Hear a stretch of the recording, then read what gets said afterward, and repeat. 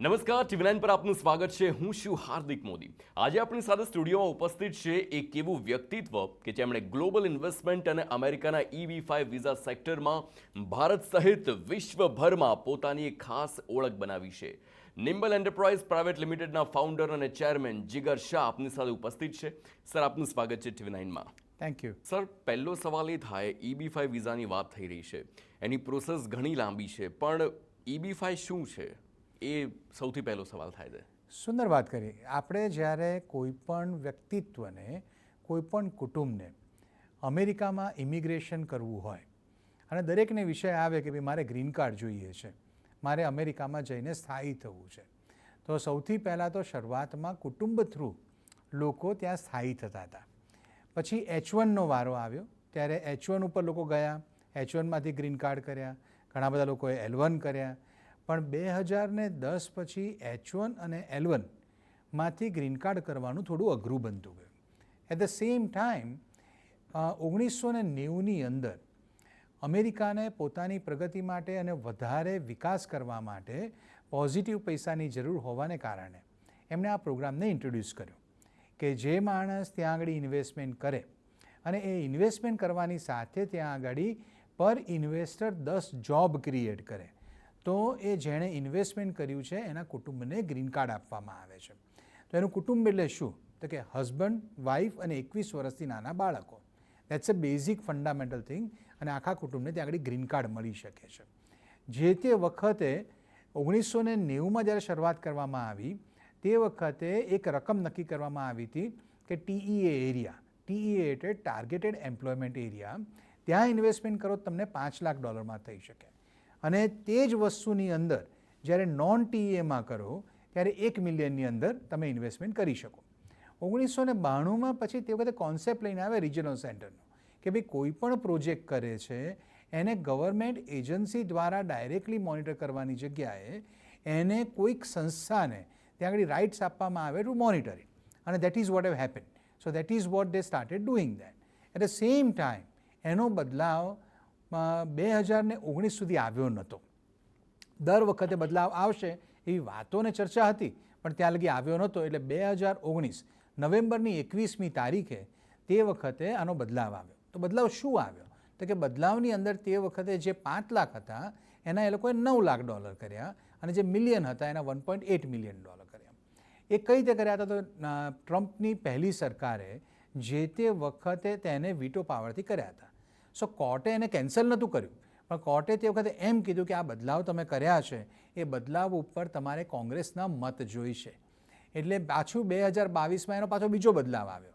તો 15મી માર્ચ 2022ના બદલાવની અંદર કોંગ્રેસે અપ્રૂવ કર્યું કે જે તે વખતે 5ના જે 9 થયા હતા એમના એણે પાછા રીઅરેન્જ કરીને 8 કર્યા અને જે $1 મિલિયન 1.8 થયા હતા એની જગ્યાએ એ લોકોએ ત્યાં આગળ $1,050,000 કર્યા. તો that is the only difference which have happen. આ પણ આખી પ્રોસિજરની અંદર EB-5 એક માધ્યમ એવું છે કે જેની અંદર તમે ફેમિલીને કોઈ પણ સગા સંબંધીઓ સિવાય ત્યાં આગળ ઇન્વેસ્ટમેન્ટ કરીને અને આ ઇન્વેસ્ટમેન્ટ દ્વારા જે પણ નવી જોબ ક્રિએશન થાય છે એને ત્યાં આગળ એને કારણે ગ્રીન કાર્ડ મળી શકે છે.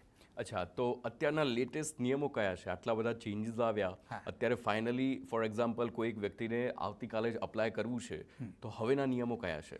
તમે બહુ સરસ વાત કરી કે અત્યારે શું પરિસ્થિતિ છે.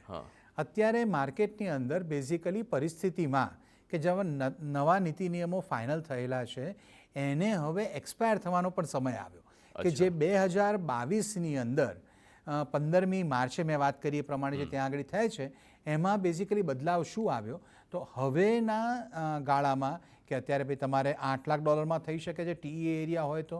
TEAમાં પણ મલ્ટિપલ કેટેગરીઝ છે કે જે અત્યારે કરંટ ચાલે છે કે જેને કારણે પ્રોસેસિંગ ટાઈમ પણ ઘણો ફાસ્ટ થઈ શકે છે. તેમાં કઈ કેટેગરી રહેલી છે? તો કે રૂરલ રહેલી છે, હાઈ અનએમ્પ્લોયમેન્ટ એરિયા રહેલી છે અને ઇન્ફ્રાસ્ટ્રક્ચરના પ્રોજેક્ટ રહેલા છે. એના પોતાના રિઝર્વેશન્સ છે ને એને કારણે થઈને કરંટ હોવાને કારણે પ્રમાણમાં ઘણું ગતિમય તમારા ફેમિલીને ગ્રીન કાર્ડ મળી શકે છે અથવા અપ્રુવલ આવી શકે છે. ઘણું ગતિમય અપ્રુવલ આવી શકે છે. At the same time what we are looking for is that કે ભાઈ હવેની 3 તારીખો બહુ અમૂલ્ય છે. 3 તારીખો કઈ? તો કે 30મી સપ્ટેમ્બર 2026 1 જાન્યુઆરી 2027 અને 30મી સપ્ટેમ્બર 2027.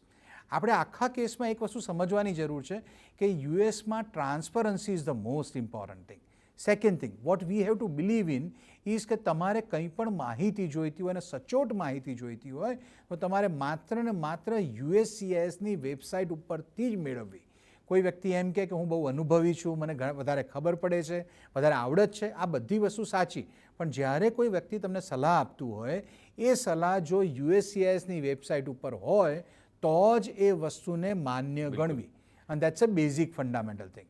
આપણો આશય આજનો જ્યારે વાત કરી રહ્યા છે હાર્દિકભાઈ, ત્યારે આપણો આશય એ જ રહેશે કે ગવર્મેન્ટનું આટલું સુંદર પ્રોગ્રામ અને એ લોકો જે પ્રમાણે આ વસ્તુને ક્લેરિટી સાથે વાત કરે છે અને જેટલી ટ્રાન્સપરન્સી US ગવર્મેન્ટ USCIS આ વસ્તુમાં રાખે છે તો એને આપણે કઈ રીતે યોગ્ય રીતે સમજી શકીએ. બિલકુલ. મારે છે ને આખી પ્રોસેસને થોડીક સ્ટેપ બાય સ્ટેપ આપણે સમજવી છે. કોઈ પણ વ્યક્તિને અત્યારે EB-5 ઇન્વેસ્ટમેન્ટ અને એની વાત કરવામાં આવે, પ્રોજેક્ટની વાત કરીએ તો તેની બેઝિક પ્રોસેસ અત્યારે શું છે, કઈ પ્રોસેસ ફોલો કરવી જોઈએ, તેનો ક્રાઇટેરિયા કયો છે કે કેટલા લોકો એલિજિબલ થતા હોય છે, એ તેની શરૂઆતથી વાત મારે સમજવી છે એમાં. સુપર. અને એ જ વસ્તુ ખરેખર કોઈ પણ વ્યક્તિએ સમજવી જોઈએ. એ સમજવાની અંદર જે મેજર વસ્તુ રહેલી છે તો એની અંદર બેઝિકલી આની અંદર 2 મેજર રિક્વાયરમેન્ટ છે ફ્રોમ અ ક્લાયન્ટ સાઇડ. અને 2 રિક્વાયરમેન્ટમાં શું છે કે પોલીસ ક્લિયરન્સ સર્ટિફિકેટ. કોઈ પણ વ્યક્તિ ક્રિમિનલ બેકગ્રાઉન્ડ સાથે જોડાયેલું ના હોવું જોઈએ. અને second most important requirement is that કે source of fund has to be right. અને આની જ સાથે ક્રિમિનલ બેકગ્રાઉન્ડની સાથે આપણે વાત કરીએ પ્રમાણે એને ત્યાં આગળ source of fund is again very crucial portion of what we are talking right now. હાર્દિકભાઈ, આપણે કહેવા માટે જઈએ તો કોઈ પણ વ્યક્તિ જ્યારે વાત કરે છે ત્યારે એણે પોતે જે સેલ્ફ અર્ન મની છે, જેના પર ટેક્સ પે કર્યો છે, એના ફાધર કે મધરે ટેક્સ પે કર્યો છે અને એને ગિફ્ટ આપે છે, અથવા તો પછી એ વ્યક્તિ કોઈ વસ્તુ ઉપર લોન લઈ શકે છે. આપણે એક વસ્તુ આગળ મેં કીધી એ પ્રમાણે આખી એક્ટિવિટી લીગલ પ્રોસિજર છે અને વી હેવ ટુ અન્ડરસ્ટેન્ડ USCISમાં જેટલી લીગલ પ્રોસિજર માટે આપણે આગળ વધીશું અને જેટલા નીતિ નિયમોને ફોલો કરીશું એટલું બધું એ ઇન્વેસ્ટર માટે અને પ્રોજેક્ટ માટે સારું રહેલું છે. તો EB-5 ઇન્વેસ્ટમેન્ટ અને અમેરિકામાં સેટલ થવાની તકો વિશે જીગરભાઈ શાહ સાથેની આપણી આ ખાસ ચર્ચા આગળ પણ ચાલુ રહેશે, પરંતુ અત્યારે સમય થયો છે એક બ્રેકનો. જો તમારે પણ કોન્ટેક્ટ કરવો હોય તો નીચે નંબર આપેલો છે સ્ક્રીન પર, સીધા જ કોન્ટેક્ટ કરી શકો છો. Welcome back. આપણે વાત કરી રહ્યા છીએ EB-5 વિઝા પ્રોજેક્ટ્સ અને ગ્લોબલ ઇન્વેસ્ટમેન્ટ વિશે. આ ચર્ચાને આગળ વધારીએ જીગરભાઈ શાહ સાથે. તો શું ઘણા લોકોને, ઘણા ક્લાયન્ટ્સને એવું બનેલું છે કે કદાચ આ નીતિ નિયમ ફોલો ન કર્યા હોય અને પાછળથી પસ્તાવાનો વારો આવે? પ્રોજેક્ટ બેઝ પર વાત કરીએ તો શું ત્યાં પણ ક્યાંક ને ક્યાંક કેટલાક લોકો ફ્રોડસ્ટર્સ હોય અને ફ્રોડ થતા હોય, એવી પોસિબિલિટીઝ છે? યુ આર સો રાઇટ, અને that is which is the most important thing. With my experience I have seen that on my pathway કે જ્યારે ઘણા બધા પ્રમોટરો જે તે વખતે આ દિશામાં આગળ વધે છે. પહેલી વસ્તુ તો આ એક પ્રોગ્રામ છે ને એટ રિસ્ક પ્રોગ્રામ છે. આ પ્રોગ્રામની અંદર કોઈ પણ પ્રમોટર ગેરંટી શબ્દ આપી શકતો નથી. જો કોઈક વ્યક્તિ એમ કહેતો હોય કે મારી ગેરંટી કે આ વસ્તુ થઈ જશે તો એ વ્યક્તિ સૌથી પહેલાં નિયમોનું ઉલ્લંઘન કરે છે. વ્યક્તિએ જે ઇન્વેસ્ટમેન્ટ કરે છે એને પોતાને જ્ઞાન હોવું જોઈએ કે it is at risk program. We have to make sure we understand things in a right way. અને જ્યારે આપણે કરીએ છીએ ત્યારે તમે કોઈ પણ વસ્તુ કરી રહ્યા છો ત્યારે તમારું ઇન્વેસ્ટમેન્ટ કેટલું સેફ છે, કેમ સેફ છે, શું સ્ટેપ લઈ શકાય, how things can happen, that is a most important thing. તમે જે વસ્તુ વાત કરી એ પ્રમાણે કે લોકોને તકલીફ પડે છે, હા, ઘણા બધા લોકોને તકલીફ પડી છે. મારી આસપાસમાં પણ હું જોઈ શકું છું અને ઘણા બધા લોકોને આપણે મદદ પણ કરી શક્યા છે અને ઘણીવાર આપણે હેલ્પલેસ થઈ જઈએ છીએ. કેમ? કારણ કે જે તે વખતે ત્યારના નીતિ નિયમોને યોગ્ય રીતે ફોલો કરવામાં નથી આવ્યા એટલા માટે થઈને. ઓકે. ઇન્ડિયન્સની વાત કરીએ કે ઓવરઓલ ઇન્ડિયન્સમાં ને એમાં પણ એસ્પેશિયલી ગુજરાતીઓની, તો કયું સેક્ટર એવું છે કે કયા એવા પ્રોજેક્ટ્સ છે કે ત્યાં ઇન્વેસ્ટમેન્ટ કરવું ફ્યુચર માટે અમેરિકામાં વધારે સારું છે? સો અગેન તમે બહુ સુંદર વાત કરી કે જ્યારે આપણે EB-5નું ઇન્વેસ્ટમેન્ટ કરતા હોઈએ ત્યારે એને 2 રીતે કરી શકાય છે. એક તો લોન બેઝ છે અને એક ઇક્વિટી બેઝ છે. તમે જ્યારે ઇન્વેસ્ટમેન્ટ કરતા હો છો ત્યારે તમે પ્રોજેક્ટને કાં તો લોન આપો છો કાં તો ઇક્વિટી તરીકે તમે એમાં ઇન્વેસ્ટ કરો છો. તમારા રિસ્કના ધોરણો ત્યાં આગળ ઉપર નીચે ત્યાં આગળ બેઝિક ફંડામેન્ટલ રીતે જોવામાં આવે છે. આપણે જ્યારે વાત કરતા હોય ત્યારે લોન તરીકે મોટાભાગના પ્રોજેક્ટો ત્યાં ડિઝાઇન કરવામાં આવે છે રિજનલ સેન્ટરના થ્રુ. એની અંદર જ્યારે કોઈ પણ વ્યક્તિ આવીને એમ કહેતું હોય કે હું 3%થી વધારે આપીશ કે 5% આપીશ કે તમને 7% આપીશ કે 8% આપીશ, એનો મતલબ કે તમને લોભામણી ઓફર આપી રહ્યા છે. જ્યારે અત્યારે ત્યાં આગળ બેંકનો દર 6.5% 7%ની આસપાસમાં ચાલતો હોય ત્યારે કોઈ પણ વ્યક્તિ જ્યારે ઇમિગ્રેશનનું પેન લેતું હોય અને ડોક્યુમેન્ટેશન કરતું હોય, એની આખી પ્રોસિજરમાં થતી જતું હોય, ત્યારે એ વ્યક્તિનું સેફ ઇન્વેસ્ટમેન્ટ તમારું પ્રમાણમાં સેફ ઇન્વેસ્ટમેન્ટ તો જ કહી શકાય કે જો વ્યક્તિ 0.5%થી લઈ અને 2.5%થી 3%ની વચ્ચે તમને કંઈક ઓફર કરતું હોય. એનાથી ઉપર જતા પ્રોજેક્ટોમાં ચોક્કસ તમારે સાવચેતી રાખવી એ બહુ અનિવાર્ય છે. તમે જે પ્રમાણે વાત કરી હાર્દિકભાઈ, એ પ્રમાણે તેને તમને બેઝિકલી ત્યાં કયા સેક્ટરમાં કરવું જોઈએ. હવે ત્યાં મોટાભાગના પ્રોજેક્ટો અત્યારે ચાલે છે, એમાં ટ્રાવેલ પ્લાઝાસ છે, હોટેલ્સ છે, કોન્ડોમિનિયમ્સ છે. આ બધી વસ્તુ એવી છે કે જે ફિઝિકલ વસ્તુઓ સાથે જોડાયેલી છે. તમે જ્યારે કહેવા માટે જાઓ છો તો કે તમે ત્યાં શું ધ્યાન રાખવું જોઈએ ઇન્વેસ્ટમેન્ટ વખતે, that is also equally important. So આપણે જ્યારે કોઈ પણ ઇન્વેસ્ટમેન્ટ કરીએ છીએ ત્યારે આપણે બેઝિક, અત્યારે એક સિમ્પલ વસ્તુ વાત કરીએ કે મારે ઘર લેવું છે અહીંયા આગળ, તો હું ઘર લેતી વખતે શું જોઈશ કે હું ત્યાં ગયા પછી જોઈશ કે ભાઈ જમીન છે બિલ્ડરે લીધી છે કે નહીં, તો જમીન બિલ્ડર પાસે છે કે નહીં, પહેલાં એ છે. ત્યાર પછી જમીન માટેની અપ્રુવલ માટેની અરજીઓ એટલીસ્ટ થઈ ગઈ છે કે નહીં, એ કયા સ્ટેજ ઉપર છે, ક્યાં આગળ થઈ રહ્યું છે, એ વસ્તુ બહુ મહત્ત્વની રહેલી છે. એની જ સાથે આપણે જ્યારે વસ્તુ કરવા જઈએ છીએ કે ઇન્વેસ્ટમેન્ટ કરતી વખતે જો એ વ્યક્તિએ કે જે પણ માણસ ત્યાં આગળ ઇન્વેસ્ટમેન્ટ કરી રહ્યું છે અને ડેવલપર છે, તો ડેવલપરે પોતાના ત્યાં આગળ જગ્યા લેવામાં પૈસા નાખ્યા છે કે નહીં, કે ત્યાં આગળ ખાલી EB5ના પૈસા આવશે એટલે જગ્યા લેશે. એ એક્ઝેક્ટ સ્ટેજ શું છે એ બહુ મહત્ત્વનો વિષય બની જાય છે. સો હાર્દિકભાઈ, આપણે આની અંદર છે ને it's a basic fundamental thing, અહીંયાની રહેલી કન્સ્ટ્રક્શનની પ્રોસેસ અને ત્યાંની રહેલી EB5ની કન્સ્ટ્રક્શનની પ્રોસેસ બહુ સિમિલર છે.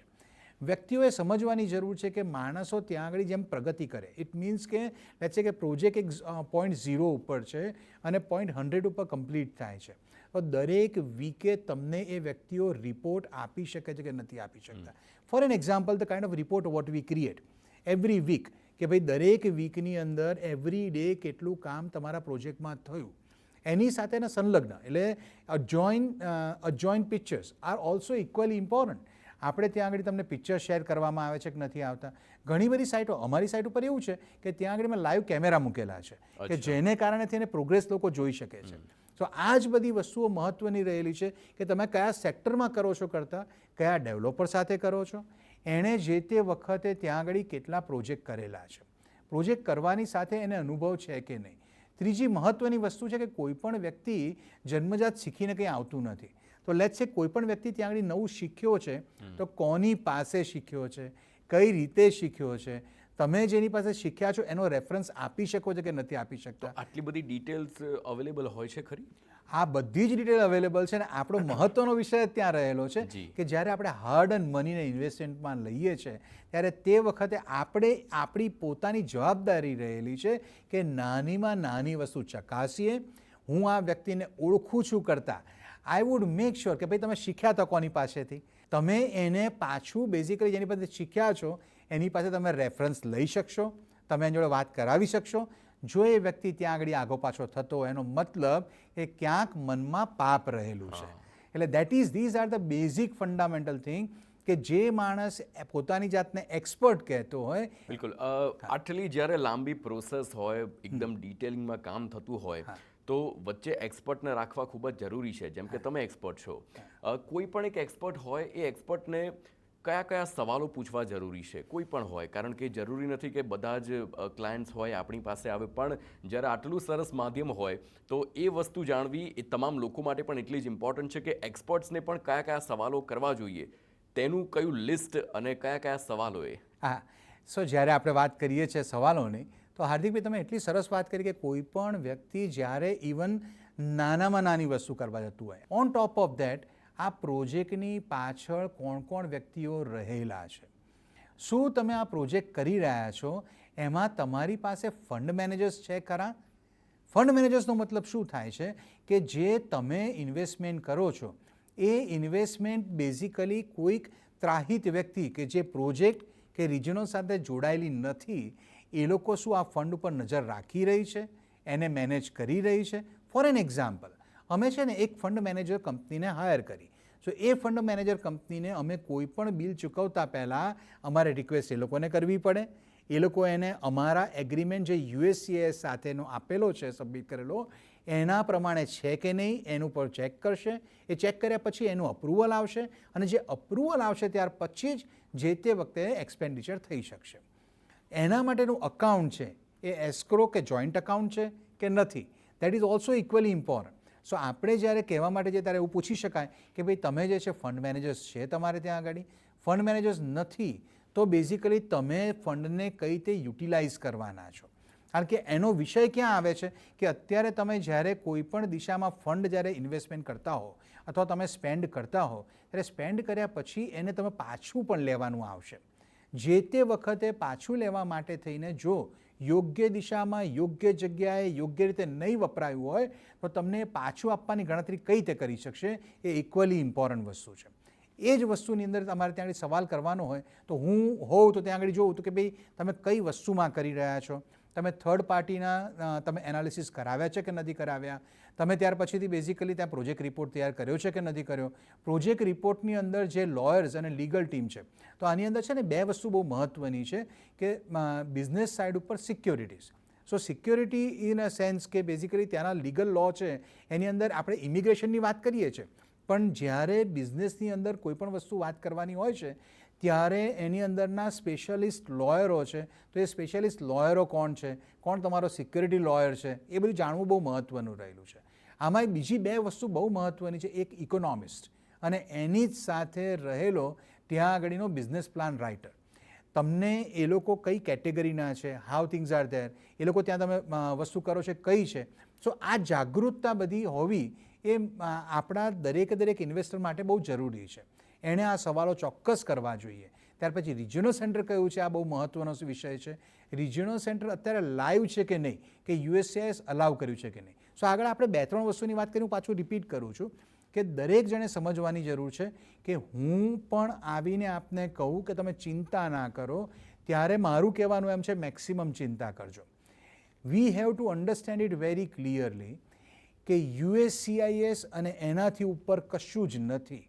તમે એને યોગ્ય રીતે ફોલો કરી રહ્યા છો કે નહીં, આ સવાલો કરવા બહુ ઇમ્પોર્ટન્ટ બની જાય છે સાહેબ. અમેરિકન વિઝા અને ઇન્વેસ્ટમેન્ટ પ્રોજેક્ટ્સના મહત્વના પાસા ઉપર આ વાતચીત ચાલુ જ રહેશે. હાલ રોકાઈશું એક બ્રેક માટે અને જો આપને પણ કોઈ પણ પ્રશ્ન થાય છે તો નીચે સ્ક્રીન પર નંબર છે, સીધા જ કોન્ટેક્ટ કરી શકો છો. Welcome back. આ ખાસ કાર્યક્રમમાં ચર્ચાને આગળ વધારીશું અને વધુ જાણીએ જીગરભાઈ શાહ પાસેથી EB-5 વિઝા માટે. તમારું નોલેજ એટલું સારું છે કે હવે મને સવાલ એ થાય કે તમારું ફ્યુચર માટે બિઝનેસ મોડલ શું છે. તમે 150+ ફેમિલીઝને ત્યાં સેટલ કર્યા છે એવી માહિતી મને મળી હતી. વોટ નેક્સ્ટ 5 to 10 યર્સમાં? સો સર અમને ત્યાં આગળ જે પ્રમાણે અત્યારે આગળ વધી રહ્યા છે એ પ્રમાણે આઈ એમ શ્યોર કે we want to share at least the reports what we create. So અમે ત્યાં આગળ કન્સ્ટ્રક્શન ત્યાં આગળ કરી રહ્યા છે. કન્સ્ટ્રક્શનની અંદર બેઝિકલી જે કન્સ્ટ્રક્શન થઈ રહ્યા છે એમાં વીકલી રિપોર્ટ્સ જે પ્રમાણે અમે ક્રિએટ કરી રહ્યા છે. અમારે ત્યાં લગી પહોંચવું છે કે દરેક ઇન્વેસ્ટર પોતે પોતાની રીતે આખી પ્રોસિજરને સમજી શકે. એને પોતાને સમજ્યા પછીથી he or she should able to walk through it in a right way. That is a equally important thing. કે જ્યારે કોઈ પણ વ્યક્તિ ત્યાં આગળ એમાંથી જાય છે, આ ઇન્વેસ્ટમેન્ટ માત્ર ખાલી ઇન્વેસ્ટમેન્ટની દ્રષ્ટિએ નથી પણ તમને આવતી પેઢીને કોઈક સારા સ્થળે, હિન્દુસ્તાન આપણું બહુ અદ્ભુત છે અને બહુ જ સરસ રીતે ગ્રો થઈ રહ્યું છે. અત્યારનું નેતૃત્વ અને જેટલા સલામ કરું એટલા ઓછા છે પણ એની સાથે આપણે વિશ્વમાં જ્યારે આપણે લોકો ગુજરાતીઓ એવા છીએ, હિન્દુસ્તાનીઓ એવા છે કે વિશ્વભરમાં જઈને વસ્યા છે અને દરેક જગ્યાએ પ્રગતિ કરી છે. વી વોન્ટ ટુ મેક શ્યોર કે લેટ્સ સે કે અમે ટ્રાવેલ પ્લાઝા ક્રિએટ કરીએ છીએ, અમે ત્યાં મલ્ટિપલ રેસ્ટોરન્ટ્સ ક્રિએટ કરતા હોઈએ, અમે ત્યાં કોન્ડોમિનિયમ્સ બનાવતા હોઈએ તો અમારી આસપાસમાં જોડાયેલા લોકો, વ્યક્તિઓ આવે, જોડાય, શીખે અને આગળ એમની પોતાનું જીવન બનાવે એ ઇક્વલી ઇમ્પોર્ટન્ટ રહેલું છે અને that is which is the most important thing Hardik for us. બિલકુલ. આપણે શરૂઆતમાં જેમ પહેલાં વાત કરી હતી 3 તારીખની વાત થઈ હતી કે નિયમો જે પ્રકારે 90ના દાયકાથી લઈને અત્યાર સુધી બદલાયેલા છે પણ ફ્યુચરમાં જે 3 તારીખની તમે પહેલાં વાત કરી હતી એ તારીખ કઈ છે અને તેમાં શું શું ફેરફાર આવી શકે છે અને કેટલું EB-5 વિઝાને એ પ્રભાવિત કરશે?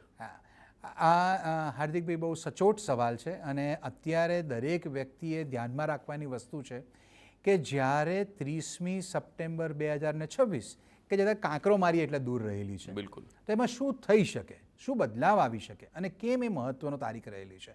અત્યારે કોઈને બી પૂછો તો અત્યારે 30મી સપ્ટેમ્બર 2024, 30મી સપ્ટેમ્બર 2024 કહે છે. There is a concept call grandfathering law. It means what, એ કોઈ પણ નિયમને બનાવવામાં આવ્યો છે એ નિયમની સમય મર્યાદા પૂર્ણ ક્યારે થશે. તો કીધું એ પ્રમાણે રિજનલ સેન્ટરનો પ્રોગ્રામ 30મી સપ્ટેમ્બર 2027 સુધી તો ઓલરેડી કોંગ્રેસે અપ્રૂવ કરેલો છે. તો પછી આપણે 2026ની કેમ વાત કરીએ છીએ? અને 2027નું વર્ષ USCISની વેબસાઇટ ઉપર લખેલું છે, તો પણ બધા 2026 સપ્ટેમ્બરની વાત કરે છે.